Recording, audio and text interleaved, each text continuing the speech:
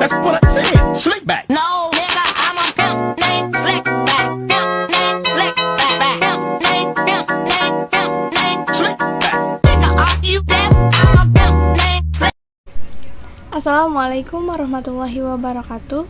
Izin memperkenalkan diri, nama saya Nur Indah Isnaini dengan NIM 22 dari jurusan Pendidikan Agama Islam semester 4 kelas A, dan pada kesempatan kali ini saya adalah anggota dari kelompok 7 yang akan menjelaskan tentang indikator pencapaian tujuan kurikulum dan fungsi indikator tujuan kurikulum. Nah, pertama-tama saya akan menjelaskan apa itu indikator dan apa pengertian indikator menurut para ahli. Selanjutnya, menurut Mulyasa, indikator adalah perilaku yang dapat diukur atau diobservasi untuk menunjukkan ketercapaian kompetensi dasar tertentu yang menjadi acuan penilaian mata pelajaran. Sedangkan dalam panduan pengembangan indikator Permendiknas nomor 41 tahun 2007 juga menyatakan hal yang sama, bahwa indikator pencapaian kurikulum adalah perilaku yang dapat diukur dan diobservasi untuk menunjukkan ketercapaian kompetensi dasar tertentu yang menjadi acuan penilaian mata pelajaran. Indikator pencapaian dirumuskan dengan menggunakan kata kerja yang operasional yang dapat mencakup pengetahuan, sikap, dan keterampilan. Menurut Darwinsyah, indikator merupakan tanda ataupun ciri yang menunjukkan peserta didik telah mampu memenuhi standar kompetensi yang berlaku. Sedangkan menurut Green, indikator merupakan variabel-variabel yang bisa menunjukkan ataupun mengindikasikan kepada penggunaannya mengenai suatu kondisi tertentu sehingga dipakai untuk mengukur perubahan yang terjadi. Jadi, dapat kita simpulkan bahwa indikator merupakan penanda pencapaian kompetensi dasar atau KD yang ditandai dengan perubahan perilaku yang dapat diukur yang mencakup sikap, pengetahuan, dan keterampilan. Indikator pencapaian ini dikembangkan sesuai dengan karakteristik peserta didik, mata pelajaran, satuan pendidikan, potensi daerah, dan dirumuskan dalam kata kerja operasional yang dapat diobservasikan atau ditolak ukur oleh kita dengan perubahan. Indikator merupakan salah satu komponen penting dalam kegiatan pembelajaran. Keberadaan indikator ini akan menjadi acuan terhadap berhasil atau tidak berhasilnya pelaksanaan kegiatan pembelajaran yang telah dilaksanakan. Dengan itu, peran pendidik diharapkan dapat memahami tentang indikator. Indikator pencapaian kompetensi atau kurikulum ini adalah penjabaran dari kompetensi dasar, yaitu berupa perilaku yang dapat diobservasi atau diukur. Tujuan dari indikator pencapaian kompetensi atau kurikulum ini adalah untuk melihat ketercapaian dari kompetensi dasar peserta didik dan digunakan untuk acuan penilaian suatu mata pelajaran. Indikator pencapaian yang dikembangkan wajib mencapai tingkat minimal dari suatu kompetensi dasar atau boleh melebihi tingkat minimal tersebut. Indikator pencapaian kompetensi ini menjadi tolak ukur tercapainya KD atau kompetensi dasar. Jadi semua indikator pada KD sudah tercapai, artinya KD sudah terpenuhi. Maka dari itu indikator pencapaian kompetensi dipakai sebagai acuan untuk evaluasi pembelajaran. Indikator dalam perencanaan proses pembelajaran disusun untuk menentukan keberhasilan pencapaian kompetensi dasar. Dengan demikian, indikator dirumuskan sebagai dasar untuk menyusun alat penilaian. Adapun kriteria dalam merumuskan indikator, yaitu pertama, indikator dirumuskan dalam bentuk perilaku yang dapat diukur tingkat keberhasilannya. Kedua, Perilaku yang diukur itu berorientasi pada hasil pembelajaran, bukan pada proses pembelajaran. Yang ketiga, setiap satu indikator hanya mengandung satu perilaku. Dan keempat, perilaku dalam indikator harus signifikan dengan kompetensi utama dalam pembelajaran bahasa, yakni menyimak, berbicara, membaca, maupun menulis. Indikator pencapaian kompetensi atau kurikulum terbagi menjadi 3 jenis. Yang pertama, indikator kunci, yang kedua indikator pendukung atau prasyarat, dan indikator pengayaan. Yang pertama, indikator kunci. Indikator kunci adalah indikator yang memenuhi kriteria UKRK dan kompetensi yang dituntut terdapat di KD. Sasaran dari indikator kunci adalah mengukur ketercapaian standar minimal kompetensi dasar atau KD. Yang pertama, membuat indikator yang memenuhi kriteria UKRK atau urgensi, keterkaitan, relevansi, dan keterpakaian. Yang kedua, menggunakan kompetensi minimal yang ada di KD untuk pembuatan indikator. Yang ketiga, merumuskan sasaran untuk mengukur ketercapaian standar minimal dari KD atau kompetensi dasar. Kriteria yang tadi saya jelaskan dinyatakan secara tertulis dalam RPP dan dilaksanakan dalam proses pembelajaran. Yang kedua, indikator pendukung atau prasyarat. Indikator pendukung adalah kompetensi yang sebelumnya telah dipelajari oleh peserta didik.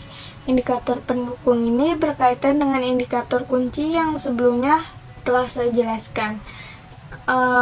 Kriteria dari indikator pendukung adalah membuat indikator pendukung yang digunakan untuk membantu peserta didik dalam memahami indikator kunci.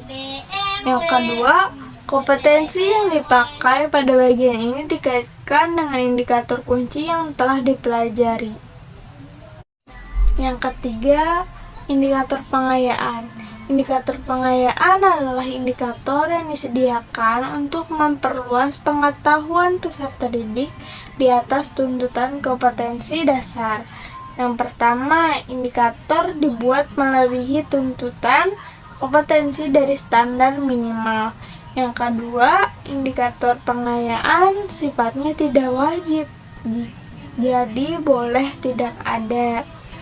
Yang ketiga, indikator pengayaan dirumuskan bila siswa atau peserta didik berpotensi lebih tinggi dan harus ditingkatkan dari standar minimal. Nah, itu tadi teman-teman, ada 3 jenis indikator pencapaian dalam kurikulum. Yang selanjutnya kita akan membahas bagaimana sih kriteria indikator pencapaian tujuan kurikulum. Kriteria ketercapaian tujuan pembelajaran atau kurikulum. Yang pertama, ada indikator tuntas pada kriteria ketercapaian tujuan pembelajaran berbentuk deskripsi konkret mengenai keterampilan dan kompetensi yang perlu dikuasai oleh peserta didik sebagai bukti bahwa peserta didik telah mencapai tujuan pembelajaran.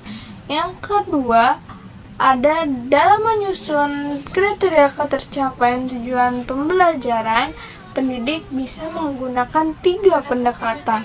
Yang pertama, melalui pendekatan deskripsi kriteria. Yang kedua, melalui pendekatan rubrik. Dan yang ketiga, pendekatan interval nilai atau skala.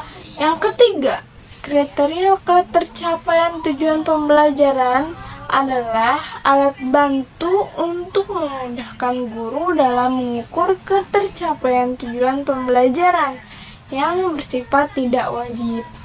Yang keempat, dalam kriteria ketercapaian tujuan pembelajaran disarankan menggunakan deskripsi, namun jika dibutuhkan bisa menggunakan rentang nilai seperti 71 sampai 80 atau 81 sampai 90 dengan memberikan keterangan di tiap interval tersebut. Tidak disarankan menggunakan nilai mutlak seperti 70, 80, atau 85. Yang kelima, ada deskripsi tentang perkembangan peserta didik yang menjadi lebih terukur dan personal sesuai dengan kemampuan mereka. Yang keenam, jika peserta didik yang mencapai nilai sama dengan peserta didik yang lain, maka penjelasannya dalam laporan hasil belajarnya bisa jadi berbeda. Yang ketujuh, penjelasan harus benar-benar disesuaikan dengan kebutuhan, kemampuan, progres, dan area perkembangan peserta didik. Yang kedelapan, jika peserta didik tidak mencapai indikator tuntas, maka dilakukan refleksi dan evaluasi pada peserta didik tersebut. Selanjutnya kita akan membahas tentang fungsi daripada indikator pencapaian tujuan kurikulum.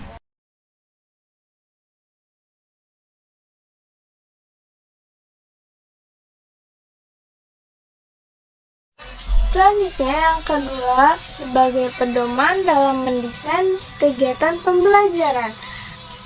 Desain pembelajaran perlu dirancang secara efektif agar kompetensi dapat dicapai secara maksimal.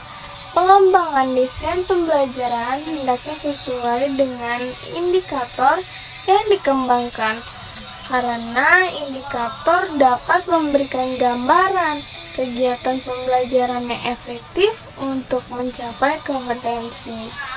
Indikator yang menuntut kompetensi dominan pada aspek prosedural menunjukkan agar kegiatan pembelajaran dilakukan tidak dengan ekspositori, melainkan lebih tepat dengan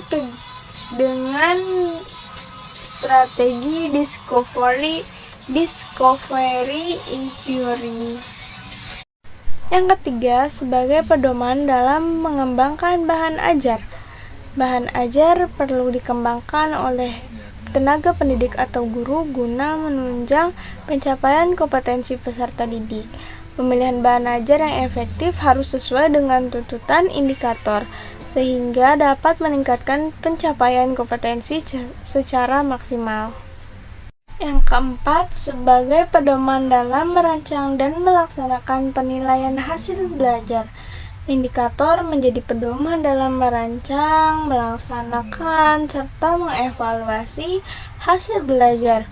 Rancangan penilaian memberikan acuan dalam menentukan bentuk dan jenis penilaian, serta pengembangan indikator penilaian.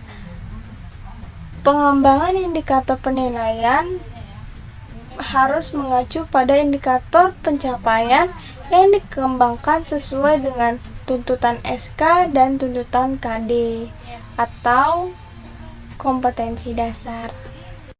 Yang kelima, membantu guru dalam mengembangkan materi pembelajaran yang disampaikan kepada peserta didik. Yang keenam, yaitu membantu membuat desain kegiatan pembelajaran. Yang ketujuh, merancang dan melaksanakan penilaian hasil belajar. Yang kedelapan, membantu siswa untuk mempersiapkan diri mengikuti penilaian baik tes maupun non-tes. Yang kesembilan, indikator pencapaian kompetensi bisa membantu kepala sekolah untuk memantau dan memberikan evaluasi terhadap pembelajaran yang sudah berlangsung atau yang telah berlangsung. Nah, itu tadi teman-teman, saya sudah menjelaskan tentang bagaimana indikator pencapaian pada kurikulum. Terus jenis-jenis indikator dalam pencapaian kurikulum. Juga kita menjelaskan tentang fungsi dan tujuan daripada pencapaian kurikulum. Mungkin itu saja yang dapat saya jelaskan, kurang lebihnya mohon maaf. Wabillahi taufiq wal hidayah. Wassalamualaikum warahmatullahi wabarakatuh.